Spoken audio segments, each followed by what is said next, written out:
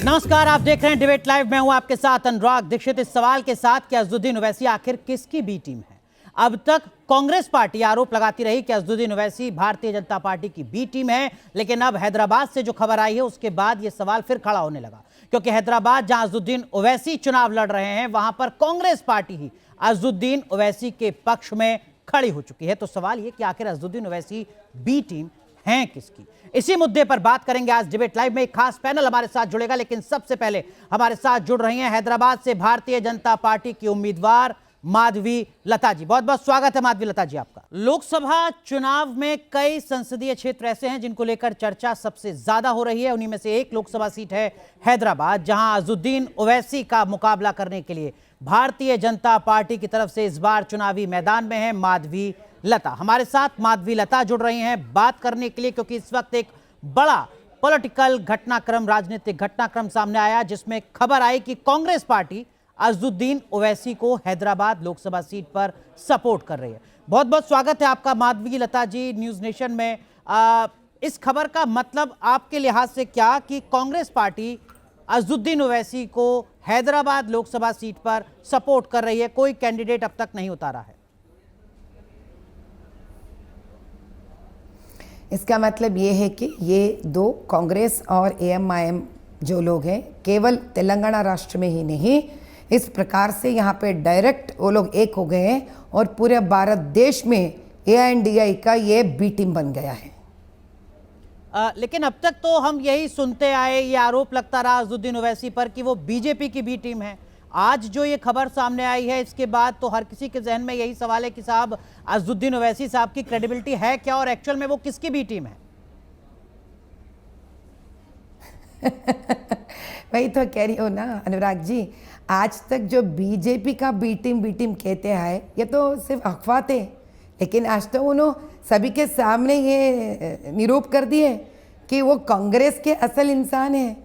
AIMIM और कांग्रेस एक है। जब दोनों एक है तो कहिए, अब बताइए आप ही सही, ऑल इंडिया लेवल पे वो आईएनडीआई के बी टीम बनेंगे या भाजपा के बी टीम बनेंगे? ये तो साफ है जी। ये माधवी लता का खौफ तो नहीं है कि अब अज़दुद्दीन ओवैसी को लगा कि मुश्किलें बढ़ सकती हैं इस बार तो कांग्रेस से हाथ मिला लें, या कांग्रेस को लगा कि किसी भी तरीके से बीजेपी के रथ को हैदराबाद में रोका जाए इसलिए अज़दुद्दीन ओवैसी के साथ खड़े हो जाएं? वाह अनुराग जी, आप तो नस को बहुत अच्छी तरह से पकड़ लिया है। बस ये जो एएमआईएम के अधिनेता ओवैसी जी का खौफ है कि अब की बार ये हार जाएंगे, इसलिए इतना खुल्लम खुल्ला आप देखिए 40 सालों में क्या कभी भी ये लोग इतना ओपन बोले, क्या इतना ओपन आज तक वहाँ से एक कैंडिडेट को ना अनाउंस करते हुए ऐसा सिचुएशन इस प्रकार का आज तक हुआ है? जी, लेकिन कुछ लोगों के जहन में माधवी लता जी ये सवाल होगा कि देखिए यही तो अज़दुद्दीन ओवैसी थे जो बिहार के सीमांचल में कांग्रेस पार्टी के खिलाफ, महागठबंधन के खिलाफ कैंडिडेट उतारते थे। आरोप लगता था कि इन्होंने कांग्रेस का खेल बिगाड़ दिया बिहार में। यही अज़दुद्दीन ओवैसी हैं जो उत्तर प्रदेश में कांग्रेस के खिलाफ, गठबंधन के खिलाफ, इंडिया अलायंस के खिलाफ कैंडिडेट उतार रहे हैं, महाराष्ट्र में उतार चुके हैं। तो एक तरफ कांग्रेस को डेंट करने वाला व्यक्ति कांग्रेस के साथ ही आखिर क्यों खड़ा हो रहा है अपनी लोकसभा सीट में? क्या इसके पीछे की वजह हो सकती है? सिर्फ माधवी लता या बीजेपी का 400 पार का नारा? अच्छा, जब असदुद्दीन जी आईएनडीआई के जहाँ जहाँ पर तैनात करते हैं कैंडिडेट्स, वहाँ तैनात करते हैं तो वो आईएनडीए को डेंट करने के लिए, लेकिन जब बीजेपी जहाँ कैंडिडेट्स को तैनात करती है वहाँ अगर असदुद्दीन जी वहाँ पे एएमआई पे कैंडिडेट को लगाती है तो बी टीम हो जाता है। साहब ये किस प्रकार का एनालिसिस है? और इसके ऊपर से एआईएमआईएम कांग्रेस के साथ मिलकर तेलंगाना में काम करते हैं तो यहाँ पे ये जुड़ जाते हैं और फिर बीजेपी में आता है सारा। साहब कहीं ना कहीं तो थोड़ा बहुत क्लैरिटी रखना पड़ेगा। बिल्कुल, लेकिन ये जो सवाल है ये इसका जवाब बहुत बड़ी संख्या में जो लोग हैं, पॉलिटिकल एक्टिविस्ट हैं, एनालिस्ट हैं, वो खोज रहे होंगे कि क्या वजह है कि अज़दुद्दीन ओवैसी इंडिया अलायंस के खिलाफ देश के सबसे बड़े स्टेट उत्तर प्रदेश में एक अलग अलायंस बनाते हैं पल्लवी पटेल के साथ, और वही अज़दुद्दीन ओवैसी अपनी लोकसभा सीट पर कांग्रेस के साथ खड़े हो जाते हैं। क्या इसके पीछे की बड़ी वजह हो सकती है? हाँ, बहुत अच्छा आपने एक इतना बढ़िया यूपी स्टेट चुन लिए वहाँ पे, क्योंकि हमारे योगी आदित्यनाथ भाई है, उनसे तो नहीं मिल सकते वो। इस प्रकार के अधर्म और गलत व्यवहार प्रकार के ये हेट्रेड स्पीचेस जो होते हैं, द्वेष बढ़ाने के जो भाषण होते हैं, वैसे लोगों से योगी आदित्यनाथ जी तो हाथ नहीं मिलाते। लेकिन तेलंगाना में तो कांग्रेस पहले से ही इन लोगों के साथ है। राजशेखर रेड्डी जी का टाइम पे भी इनके साथ मिले हुए थे ये लोग। कब मिले हुए नहीं थे साहब इनके साथ? बिल्कुल। डिलिमिटेशन, जी जब हमारे हैदराबाद लोकसभा पार्लियामेंट का डिलिमिटेशन हुआ था 2004 में से लेकर, आप देख सकेंगे तो हमारे पास चेवेला था तब, और कारवान असेंबली लोकसभा कॉन्स्टिट्युएंसी का पूरा हिंदू जोन को उन्हें निकाल कर फेंक दिए, बाहर निकाल दिए, उसमें से चेवेला को निकाल दिए। इसको एक प्योर मुस्लिम और माइनॉरिटी कॉन्स्टिट्युएंसी बनाने की हर कोशिश करके वो लोग बना दिए तब। तो इनकी दोस्ती कांग्रेस से पहले से ही बहुत अच्छी रह चुकी है, इस हद तक कि अब की बार इलेक्शंस में लोकसभा हैदराबाद पार्लियामेंट से कांग्रेस ने आज तक उम्मीदवार को ठहरा भी नहीं किया। ठीक है, अब आप बताइए इनका गठबंधन किसके साथ है? जी बहुत बहुत शुक्रिया माधवीलता जी हमारे साथ जुड़ने के लिए। तो चलिए इसी मुद्दे पर डिबेट को आगे बढ़ाते हैं। सवाल यही है कि अज़दुद्दीन ओवैसी आखिर किसकी बी टीम है, कांग्रेस की या बीजेपी की? खास पैनल हमारे साथ जुड़ रहा है। हमारे साथ समाजवादी पार्टी के प्रवक्ता अनुराग भदौरिया साहब जुड़ रहे हैं, हमारे साथ एआईएमआईएम के प्रवक्ता दानिश कुरैशी जी जुड़ चुके हैं, और मेरे साथ स्टूडियो में मौजूद हैं भारतीय जनता पार्टी के प्रवक्ता सिद्धार्थ यादव। आप तीनों का बहुत बहुत स्वागत। सबसे पहले दानिश कुरैशी साहब आपसे सवाल, अब तक तो हम यही सुनते आए कि आप बीजेपी की बी टीम है, अब ये खबर आई कि हैदराबाद में कांग्रेस आपको सपोर्ट कर रही है, आप कांग्रेस को सपोर्ट कर रहे हैं, तो सवाल उठ रहा है कि क्या आप कांग्रेस की बी टीम थे? दानिश कुरैशी साहब।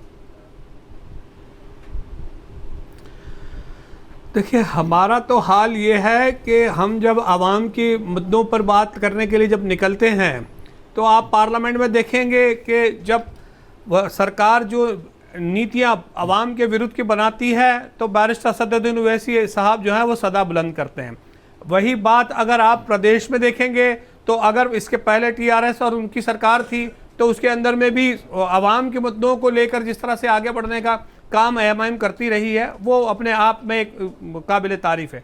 लेकिन अब दिक्कत क्या है कि हर आदमी ने अपनी सहूलत के मुताबिक हम पर आरोप मढ़ने का काम कर दिया है। अब वो जब उनको मुनासिब लगता है तब वो ये कह के खड़े हो जाते हैं कि ये उनकी बी टीम है, जब इनको मुनासिब लगता है तब ये कह के खड़े हो जाते हैं कि वो उनकी बी टीम है। लेकिन दानिश कुरैशी, क्या इस बार माधवीलता का खौफ है क्या? अच्छे से समझ, इस बार बीजेपी का डर है क्या कि वो कांग्रेस पार्टी जिसको पानी पी पी कर आप कोसते रहे, उसी कांग्रेस पार्टी के साथ अब आपको हैदराबाद में सपोर्ट लेना पड़ रहा है?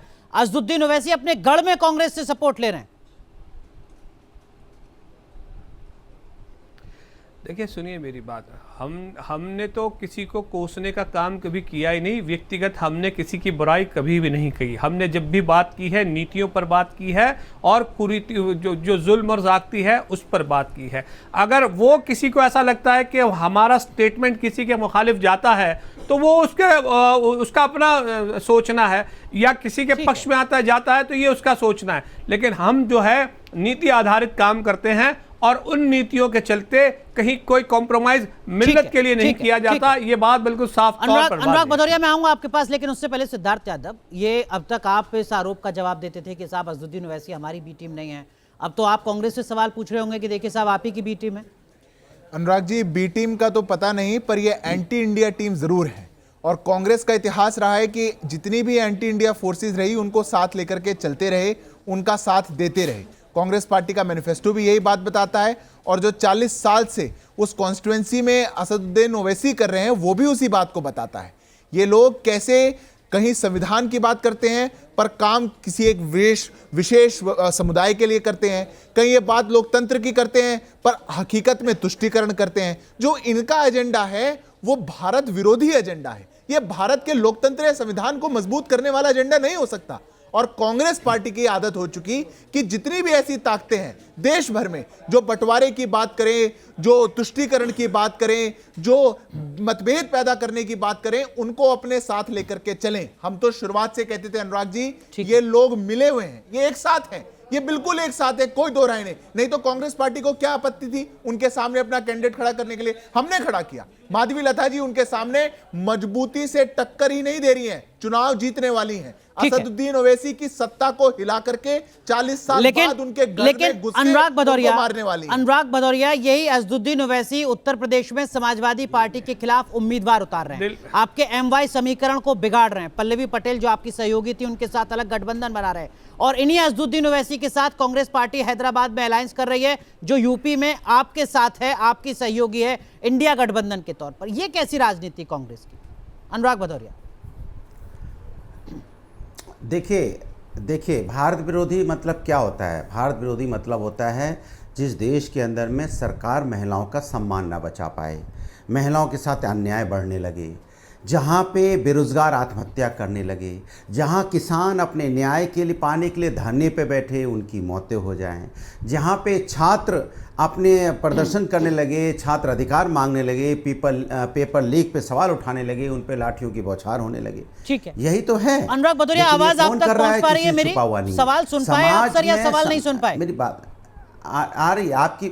सवाल सुन लिया। हम राष्ट्र की बात कर रहे हैं ना, आपने भी राष्ट्र से संबंधित सवाल पूछा है। नहीं, मैंने समाजवादी पार्टी से जुड़ा हुआ सवाल पूछा है राष्ट्र की बात कि कर रहे हैं। सपा के खिलाफ जो ओवैसी यूपी में हैं, उन्हीं ओवैसी के साथ कांग्रेस हैदराबाद में है, और आप दोनों साथ हैं यूपी में इंडिया गठबंधन के लिए। मतदाता पूछेगा कि भाई ये चल क्या रहा है, किसको कंफ्यूज कर रहे हैं? देखिए एक चीज मतदाता को पता है कि भारतीय जनता पार्टी की सरकार देश में जनता के मुद्दों पे बात नहीं कर रही है, वो जनता के मुद्दों पे चर्चा नहीं करना चाहती है, वो नहीं चाहती कि समाज के मुद्दों पे चर्चा हो, इसलिए वो इस तरह की बातें लाना चाहते हैं। मेरा सीधा सा सवाल भारतीय जनता पार्टी से है, भारतीय जनता पार्टी बताए ना, छोड़ो वो हम क्या कौन कहाँ लड़ रहा है, किससे लड़ रहा है, किससे नहीं लड़ रहा है, छोड़ दीजिए। आप ये बताइए ना, आपने 10 साल में क्या किया जनता के लिए, गिनाइए अब जनता को अपना काम गिनाइए। छोड़ दें, क्या किया आपने असदुद्दीन महिला ओवैसी समस्या के कांग्रेस के समाधान साथ के लिए? हैं, छोड़ दें। आपने रोजगार अगर असदुद्दीन ओवैसी कांग्रेस के साथ हैं और आपके मुताबिक इस बात को छोड़ दें, तो अब तक असदुद्दीन ओवैसी भाजपा के साथ थे, यह आरोप आप क्यों लगाते रहे 10 साल तक? ये तो आप ही का आरोप था, बीजेपी तो कह नहीं रही थी, सपा और कांग्रेस ही कह रहे थे लगातार। अगर ये मुद्दा ही नहीं है तो 10 साल तक इसे मुद्दा बनाने की कोशिश क्यों की? मेरा सीधा सा आरोप भारतीय जनता पार्टी पे है, जिसको आप नहीं बोल रहे हो बार बार। मैं जो आरोप लगा रहा हूं आप बोलो ना। मैं आरोप लगा रहा हूं भारतीय जनता पार्टी पे कि भारतीय जनता पार्टी राष्ट्र के मुद्दों पे बात नहीं कर रही है। राष्ट्र के असली मुद्दे क्या हैं? महंगाई, बेरोजगारी, किसान, महिला समस्या, इस पे क्यों नहीं बात कर रही है? मेरा सीधा सवाल है। इस आवाज मेरे साथ मिलकर आवाज उठाइए, आप पूछिए उनसे बेरोजगार आत्महत्या क्यों कर रहा है, पूछिए मेरे मुद्दे को। अनुराग जी, जब भदौरिया जी अभी याद दिला रहे थे ना कि जो देश विरोधी तो वो होता है जिनके समय में महिलाओं की इज्जत नहीं होती, जहां पे लूटपाट होती है, क्राइम बढ़ता है, उनके कार्यकाल की याद आ गई मुझको, और मुझे ऐसा लगा कि वो अपने राज की बातें गिना रहे हैं, हमारे राज में क्या क्या चला करता था। पर अभी याद आ गया। आज के समय में योगी जी का राज तो आपको दिख रहा होगा भदौरिया जी, इसलिए आंख खुल गई होगी। वो भी याद आ गया, बीएसपी घटना भी याद आ गई। तो सरकार ने सुन ली। मुझे तो पहलवान भी याद आ गए जिनको घसीटा गया था। अरे बाप रे बाप, भदौरिया जी सुन ली। अब कितने कांड आपको, अरे वाह वाह, पकड़ ली पीछे से तो आप बदतमीजी करने लगे, ऐसे तिलमिलाइए मत, सुन लीजिए बात को। आप बीच में बोलेंगे तो कैसे होगा? ठीक है, केवल सिद्धार्थ यादव अपनी बात आप बीच में बोलेंगे तो कैसे होगा? आप सुन लीजिए। अब आपने पूछी सरकार की बात, अब आपने सरकार की बात पूछी कि 10 साल में हमने क्या किया। 10वें स्थान पर थे हम इकोनॉमी में, 5वें पे आ गए। आज तक की सबसे कम एवरेज जो इन्फ्लेशन है वो हमारे कार्यकाल में थी। अरे आपकी सरकारों में कितनी थी? 12.8 पे चली गई थी, 5% पे 75 एयरपोर्ट बन पाए देश में 60 सालों में। हमने 10 सालों में 150 एयरपोर्ट पूरे कर दिए, आप उसको नहीं देख पा रहे। 7 एम्स बन पाए जिसमें से 6 अटल बिहारी वाजपेयी बना के गए थे, और हमने 15 एम्स 10 सालों में बना दिए, उसको आप नहीं देख पाए। 1.8 ट्रिलियन की इकोनॉमी को हमने 3.8 पे पहुंचा दिया। हम भारत को 3rd लार्जेस्ट इकोनॉमी बनाने की बात कह रहे हैं, ऑन ट्रैक हमें 8% की ग्रोथ रेट है, 2047 में विकसित भारत होगा, उसको नहीं देख पा रहे। अगर इस पे बात करेंगे भदौरिया जी, बुरा फंस जाएंगे, मत ले आइएगा। तो आप ओवैसी के भरोसे अपने चुनाव की नैया को आगे बढ़ाइए, क्योंकि विकास की अगर बात हो गई तो इस देश के विकास पुरुष आदरणीय प्रधानमंत्री नरेंद्र मोदी जी ने 10 साल में जो किया है वो आप लोग कल्पना भी नहीं कर सकते थे। ये आपके पास समय होता तो 50 में भी नहीं हो पाता। मैं वापस से आज के मुद्दे पर पहुंच रहा हूं। दानिश कुरैशी, राहुल गांधी को भूलने की बीमारी, ये बात अजदुद्दीन ओवैसी कह रहे थे। राहुल गांधी को सियासी सूझबूझ नहीं है, ये बात अब तक अजदुद्दीन ओवैसी कहते रहे। अजदुद्दीन ओवैसी राहुल गांधी को चुनौती देते रहे कि अमेठी में हार गए हैं, हैदराबाद में चुनौती दे रहा हूं, आकर राहुल गांधी मेरे सामने चुनाव लड़ लें।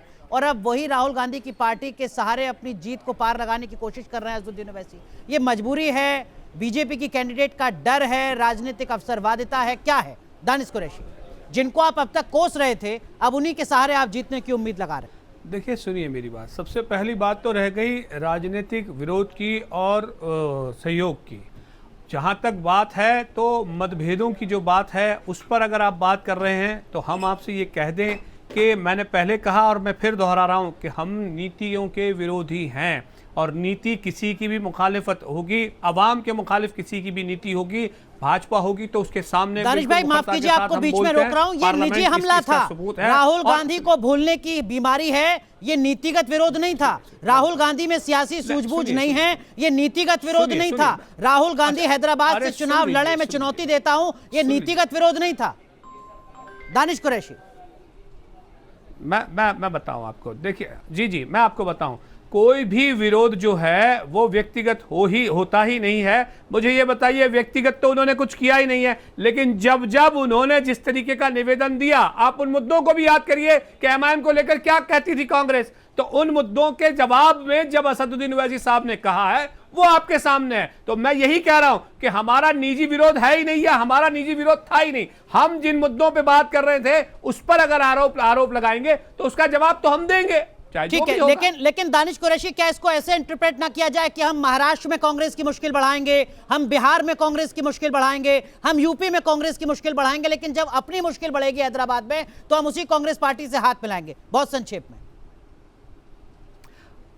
अरे सुनिए, सबसे पहले तो आप इस जहन से निकाल दीजिए जिस कॉन्स्टिट्यूंसी में बैरिस्टर असदुद्दीन ओवैसी साहब लड़ते हैं उसमें अगर तमाम लोग, पूरी भाजपा भी, अगर वहां मोदी जी भी आ जाए, और वो मोदी जी और योगी जी पहले वहां पहुंच चुके हैं, आपको याद हो तो वहां कॉर्पोरेशन का चुनाव लड़ चुके हैं, आपको याद हो तो, लेकिन उसमें भी वो कुछ नहीं कर पाए। पिछले की अगर बात किया, विधानसभा के अंदर में भी तो भारतीय जनता पार्टी बहुत कुछ कर चुकी, लेकिन भारतीय जनता पार्टी जिस तरीके से बैरिस्टर असदुद्दीन ओवैसी साहब और इस तरीके की लीडरशिप को रोकने की कोशिश में लगी पड़ी है, मुझे लगता है कि शायद ये उनके बस में नहीं है बैरिस्टर असदुद्दीन ओवैसी साहब को हराना। और अगर ऐसा है तो मोदी जी खुद आ जाते लड़ने के लिए। ऐसी क्या मजबूरी कि कांग्रेस का सपोर्ट आपको लेना पड़ गया? लेकिन ठीक है सिद्धार्थ यादव, लेकिन इसी से जुड़ा एक सवाल तो आपसे भी पूछा जाएगा कि कांग्रेस के रथ को रोकने के लिए 89 में जब बीजेपी लेफ्ट के साथ सरकार को सपोर्ट कर सकती है, जब कश्मीर में महबूबा मुफ्ती के साथ आप सरकार चला सकते हैं, तो असदुद्दीन ओवैसी कांग्रेस के साथ क्यों नहीं आ सकते?